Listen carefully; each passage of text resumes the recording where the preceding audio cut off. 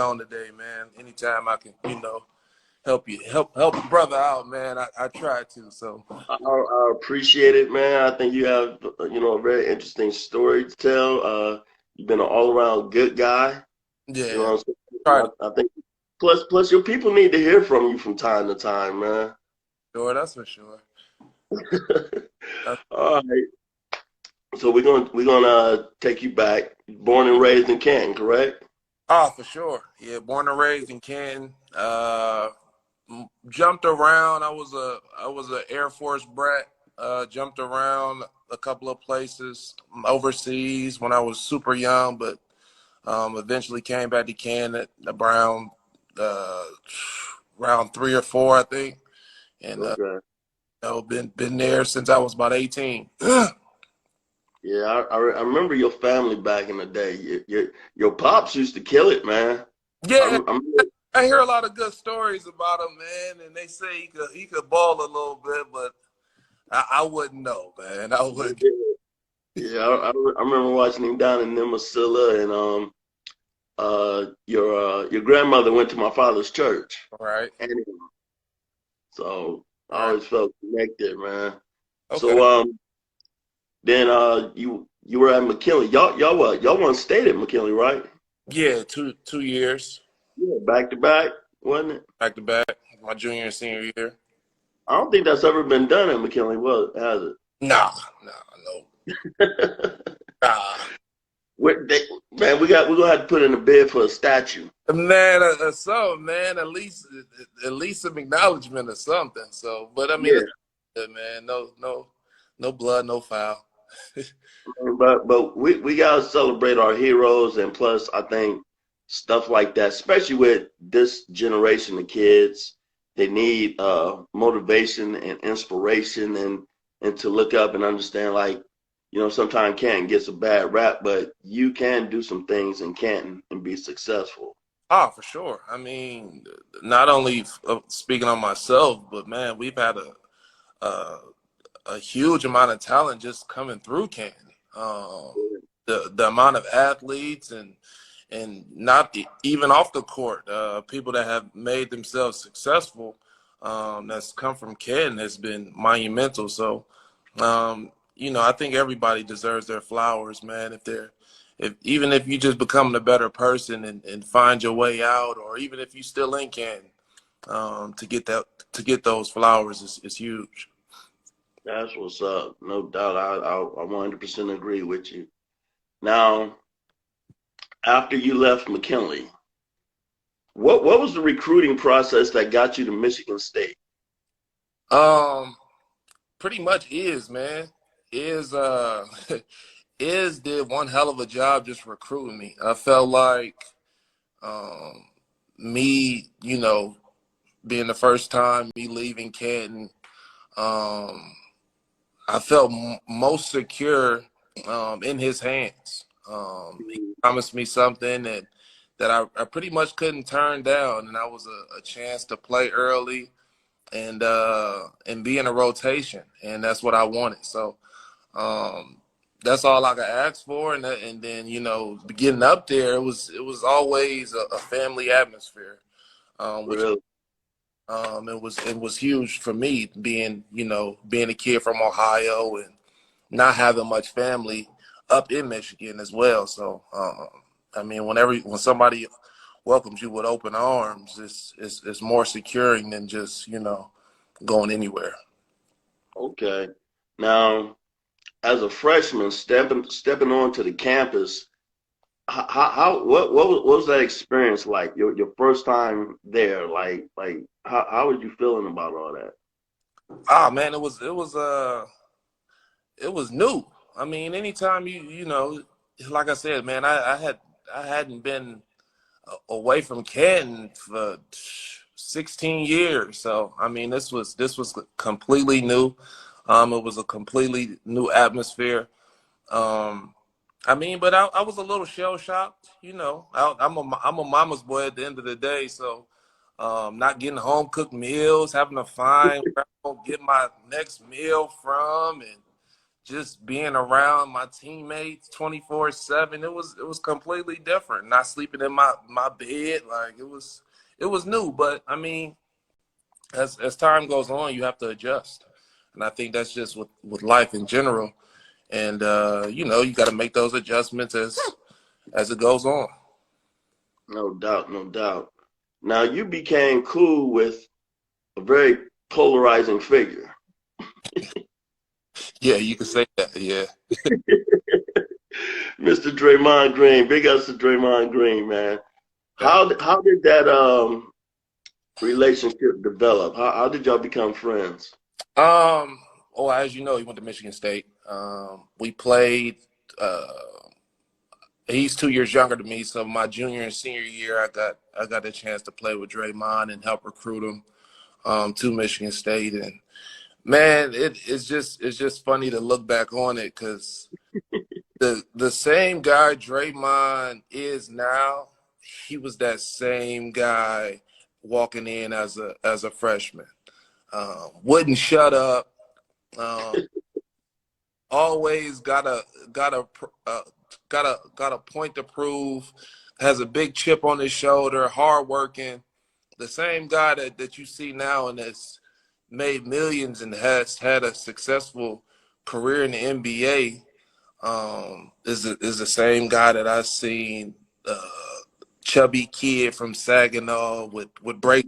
So, um, man, and we just hit it off. His personality is everything, and I mean, you guys can see that now. But I knew he was a special kid, and we ended up living together as well. He was not only my teammate, but he was my roommate.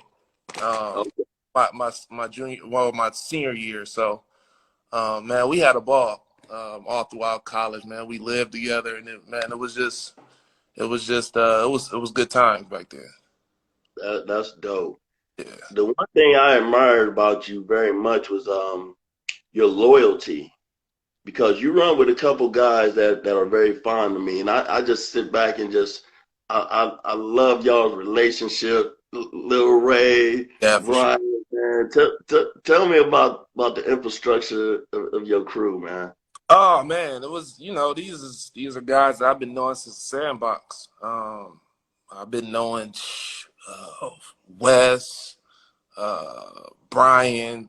Man, we all grew up in elementary together since like second grade. So I met Ray a little later on, like in high school, but um, the dimension and the type of friendship that we have, man, is a bond that can't really be broken. It doesn't matter what point in our lives that we're at. We always seem to reconnect and just have that bond to like how should I put it? Like we never missed a day. You know what I mean? It's like I don't have to talk to you every day, but when we do pick back up where we left off, it's that. And man, I couldn't have chosen a better group of friends, man. So I love those guys to death, and I would do, man, anything for them. Man, it's amazing to see how y'all rock with each other, and you could tell it's real, it's organic, man. And I'm like, man, look at my little dudes out here, Yeah, and I'm like watching y'all grow up. I'm like, man, these young men, man. I like to say personally, I'm so proud of all y'all, man, appreciate that. Appreciate it. because y'all stand up guys. Yeah, try to be, man. Try to be. I mean, that goes along with how we were raised, and you know, being around. I think we always hung out with guys like yourself and Jay Keys, guys that's always been able to drop gems on us and show us how to move in a proper way. So, when it was our time to, take over, we did it accordingly. Y'all do it very well. I love to see like the wedding videos and pictures. I like these cats is really out here getting it in. Yeah, for sure, man. It's all love. It's all love. That's beautiful. Now, after Michigan State, you didn't get drafted. Hmm. tell me about your mental process, your feelings. What was going through your mind?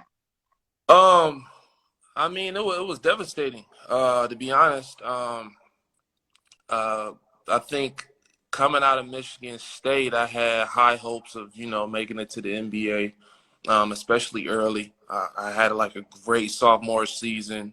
Junior season, I started off rocking. Had a great beginning of the junior. Then I got sick. I got super sick. And that really pulled it or put a strain on me getting drafted my junior year. Then my senior year, I came out and I had ankle problems. Like my ankles were I was rolling them every other week, it seemed like, and it was just another barrier for me or another hurdle for me to get over. That really, I think, held back my breakout senior season as well. Even though the team had a lot of success, for me as an individual, it was hard for me to get over that hurdle. But man, as the draft came, um, I was still hoping that a team would call my name, but unfortunately, it didn't happen that way. And then I went and joined the Wizards for the NBA Summer League. Ended up getting hurt again during that process. So then I had to be a man and make a decision on whether I still chase this dream or I start to provide for my family. And I've always been a guy that no matter what happens, I was always going to provide for my family in whatever case that was. And for me, it was a no brainer. I refused to do the G League because they weren't making a lot of money at the time. Right. Things have changed now where Yeah. kids are able to make quite a bit of money jumping in the G League, but at the time, man, like the lowest tier was only making 9 to 10,000, and I was for the year. And I was like, man, I can't do that for an entire year. So I took Yeah. my talents to overseas. I started out in Israel, and I haven't looked back ever since. So tell us about your experience in Israel, because it's like now Michigan State was a big step, and even going to the league is a big step. New York, L.A., Miami, wherever. Man. But now you in Israel, bro. Nah, for sure. It was crazy. Like to even hear my agent say like, yeah, man, I got you a really decent deal for your rookie year, but it's in Israel. I was like, Israel, what? You got to kidding me? Like I'm nervous. I'm going X amount of miles um, overseas across this water, not knowing what to expect. People don't speak the language I speak or live how I live. I'm not gonna see my friends no more. I'm gonna miss a lot in 10 months. But man, it was one of the best transitions in my life, I think. I literally um I literally had to grow up and I got to just know myself better. Um Being away from family and friends, you tend to depend on yourself and have to fend for yourself out here. So um, Yeah. it gave me a lot of responsibility and helped me grow at a rapid pace. But um, to be honest, man, Israel is probably one of my favorite places to play now that I've been here 10 Uh, or so. Israel is definitely a hidden gem Now let me ask you this, because we know the media pushes its narrative. for sure. In Israel, how is your outlook on American culture? Like, did like you know what I'm saying? Did you see like a difference as far as watching the news, how Americans are portrayed, or anything like that? Like what was that like? Um, it was totally different. I mean, anytime you go to the Middle East, it's portrayed in a totally different way than what it truly is. And Israel is one of those places. Um, I mean, don't get me wrong. Israel has its conflicts. Um, I think every country does its dirt.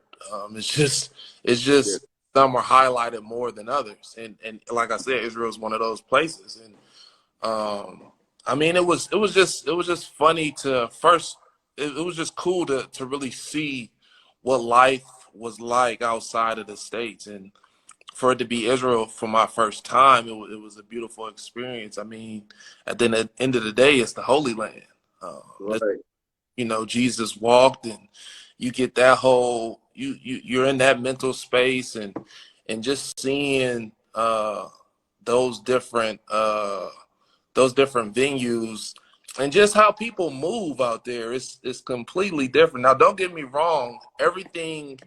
Everything is Americanized to a certain degree, which blew my mind that so many people spoke English, so many people listen to rap, so many people listen to R&B. Like it's crazy. Like you go to the club and people are in there, like you see people breakdancing. I'm like, man,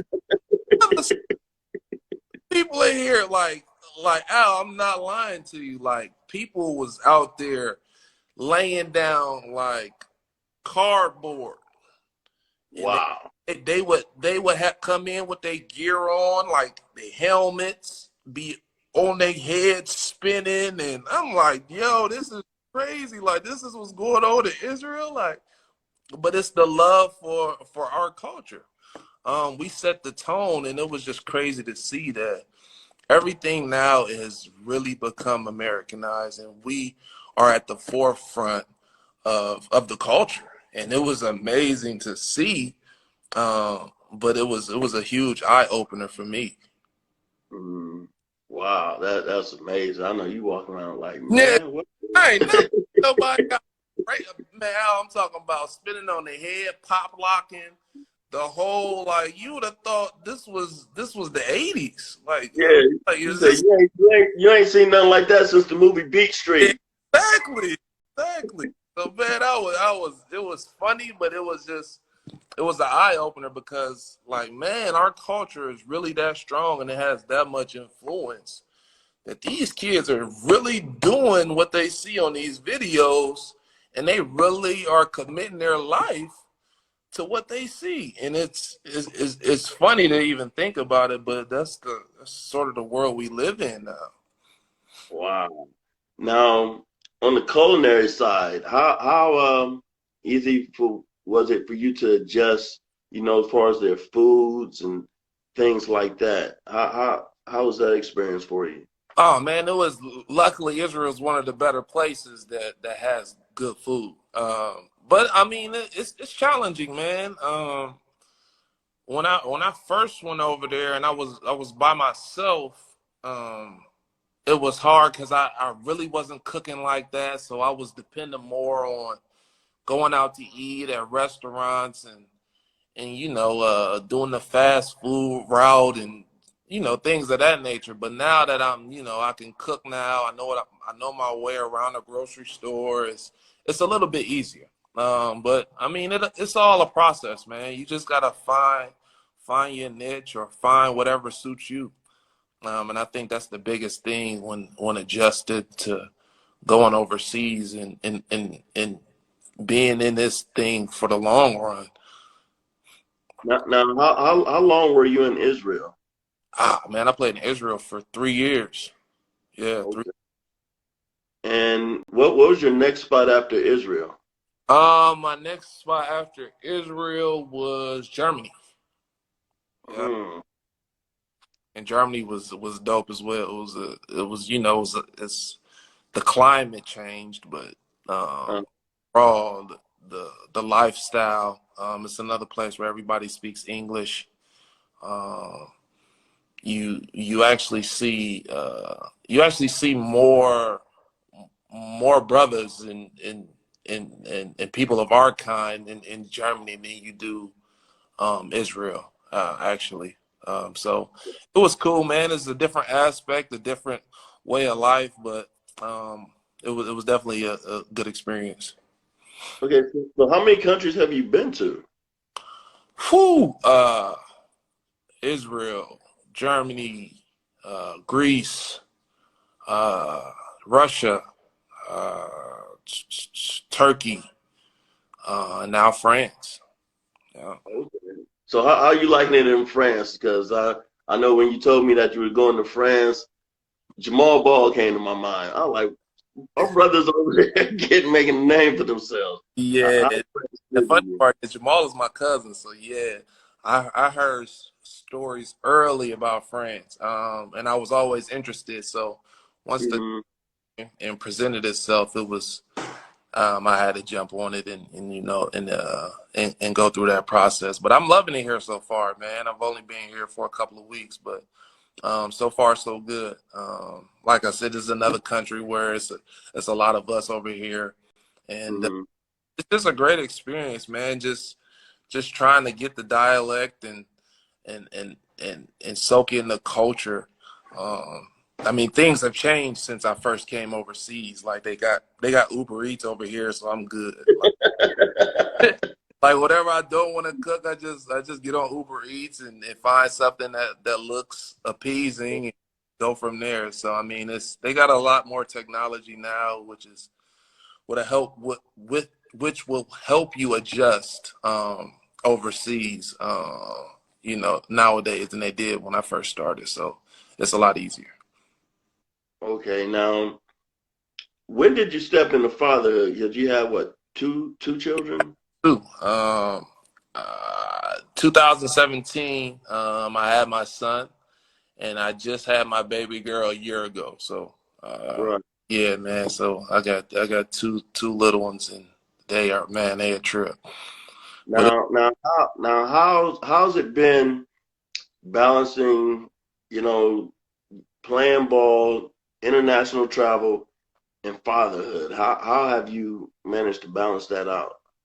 man, it's been very challenging. In fact, it's um, you sort of make it your life, which is crazy to because I never thought that I would just be strictly playing basketball overseas and bringing my family over here and moving every couple of months, and it's a lifestyle that everybody can't really handle. But for those that can, man, I love it. Just given the option to travel the world and see new things and experience different cultures and allowing my kids now to experience these different countries and hopefully they pick up on some languages is huge. These are all tools that they'll be able to use in the future and hopefully they can prosper off of these tools. So, man, the experience is great to say the least. I think that's a hell of an advantage to kind of for a child to kind of get that up under their belt early. For sure. I was telling my wife that, man, I actually need to get my son into soccer. You see some of this soccer money that's going out. My son into soccer, man. So we'll see, man. It's like I said, this is it's a very strenuous process if you allow it to be. But if you know what I'm saying, if you take it with a grain of salt and just live life to the fullest, man, it's a blessing in disguise. Now, how long have you been married now? I've been married for 5 years, Yeah. going on 6 years.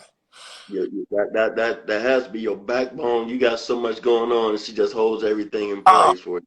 for sure, for sure. Like we just bought a new house and this summer and it's funny because um, I was still overseas, and she had to go and take care of all the paperwork and close on our house. And so when I pretty much got back, all I have to do was pretty much just move in, which is always great on my end. Usually Right.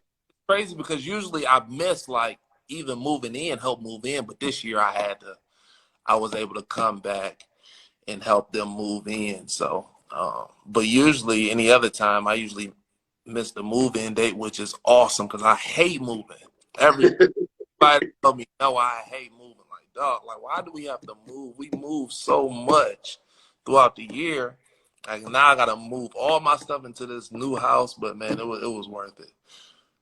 It was for sure. Wow. It's safe to say you've really been blessed, man. Yeah, yeah, man. I try to count all my blessings, man, and God has definitely showed His favor on me and my family. So I can't complain. Man, you're a real stand-up dude. Husband, father. You about to be a soccer dad. Nah, so, So how long you plan on staying in France? Or well, I signed a 1 year. Hopefully, I play well enough. I can, get extended, or possibly, move on to bigger and better things. But yeah, man, I like it here, like I said so far, and hopefully I can get that extension. But I'm just here for a year for right now, and when this year's done, I'll venture off and see what other options I have. okay. So we're gonna switch gears a little bit. What music you listening to? Like what is Mr. Raymar Morgan bumping nowadays? Man, I got an old soul. So like anybody that know me, I can't listen to rap before a game. Like and Mm. I am in on my phone I'm listening to straight either 80s and 90s R&B. Like that's like my groove. Like you know what I'm saying? Like I can't I feel like if I listen to rap before a game, I'm gonna be too excited and I'm gonna foul first. I'm foul the first quarter because I'm hyped. My energy, I just got too much energy, so I need something to calm me down. So I'm listening to like Sade. I'm listening to Maze, Frankie Beverly and Maze. I'm listening to I Brothers. That's where I'm tuned in to. So you just like, yeah, let me just smooth it I'm out. like I'm gliding before the game. I'm really just, you know what I mean. I'm in cruise control. I'm not listening to nothing to get me overly excited because I know I will not play well if I listen to any type of rap or anything that's gonna have me hype. Yeah, Wow, that's crazy. yeah. And how are you in the kitchens? You done been to all these places, man. You got to be a beast in that kitchen, man. Oh, I'm nice. I'm nice. I might have to post something today, man. I might make like fajitas or something today. So I'll post it and let you see what I'm working with. But I'm nice in this kitchen, like, especially on the grill. I put in work on this grill, so it is.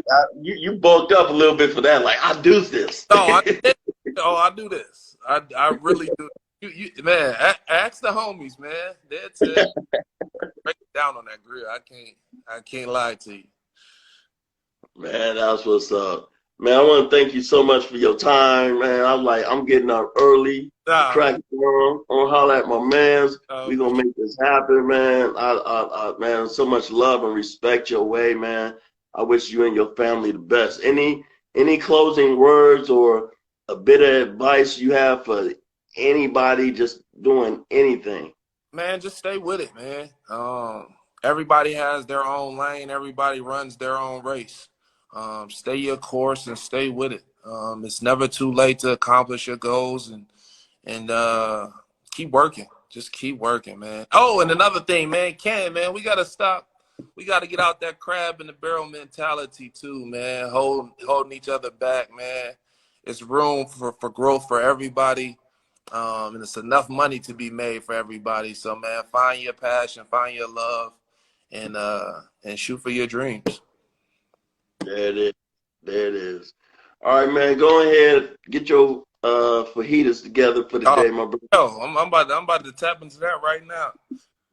Yeah, eat what? Cause it's lunchtime for Yeah, y'all. lunchtime. It's 1:30, so I'm about to tap real soon with that. There it is. All right, thanks, man. I'll be chopping it up with you, my brother. Oh, no doubt, my guy. All right, All right, peace. peace.